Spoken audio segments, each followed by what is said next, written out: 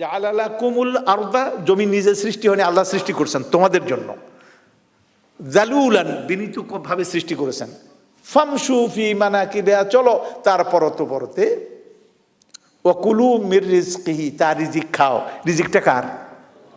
কে দিছেন?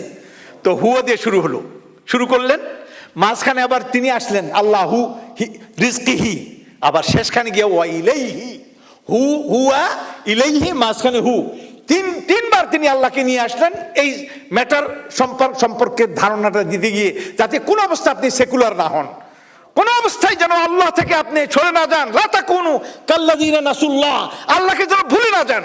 প্রত্যেকটা জায়গায় আল্লাহকে মনে রাখতে হবে, স্মরণ রাখতে হবে, সেন্স অফ অ্যাকাউন্টেবিলিটি থাকতে হবে। যদি জ্ঞান আমাদের সিলেবাস যদি এইভাবে তৈরি না করতে পারি, তাহলে কিন্তু আমরা বিপর্যস্ত হলাম। আজকের পৃথিবী, জাতিসংঘ আপনাদের কিছু করতে পারবে না, কোনো নীতিমালাই কিছু করতে পারবে না, যতক্ষণ পর্যন্ত কোরআন যে আমাদেরকে ধারণা জ্ঞান অর্জন করার জন্য যে সিস্টেমটা দিয়েছে, সেই সিস্টেমে আমরা না যাই, ততক্ষণ হবে না। সুতরাং এ সম্পর্কে কিয়ামতের দিন জিজ্ঞেস করা হবে, তাদেরকে শিক্ষা দেওয়া হয়েছিল কিনা, শিক্ষা দিলাম কিনা। বলে আমরা হ্যাঁ শিক্ষা, অঙ্ক বিজ্ঞান শিক্ষা দিয়েছি।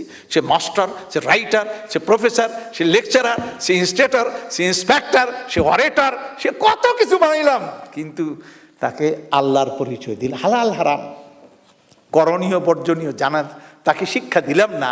সুতরাং কিয়ামতের দিন আপনি ধরা খাবেন। আপনি মনে করেন না আপনি হজ করে নামাজ পড়ে পগার পার হয়ে যাবেন, জি না, যাওয়ার সময় ছেলেরা সন্তানেরা দাঁড়াবে। কারণ একটু আগে বলে গেছেন হাদিস, কুল্লু মাউলুদিন ইউলাদু আলাল ফিতরা। তো তখন তার মা বাপ কি করে? ইহাউদানি ওই নাফসরানি ওই ইউমাজ্জিসানি। সুতরাং মা বাপের এখানে দায়িত্ব, বিরাট দায়িত্ব, তাদেরকে সঠিক শিক্ষা দান করা। এটা আপনার উপর ফরজ, নফল না, ফরজ। নিজেও বাঁচতে হবে, সন্তানের দিকে শিক্ষা দেওয়ার পরে প্রলোভন যদি উল্টো হয়ে যায়, আল্লাহ আপনাকে জিজ্ঞেস করবেন না, কিন্তু এটা জিজ্ঞেস করবেন। তারাও কিয়ামতের দিন বলবে, আমাদের পায়ের তলায় ফালাবো, তাদেরকে ফেলে তাদেরকে মারাবো।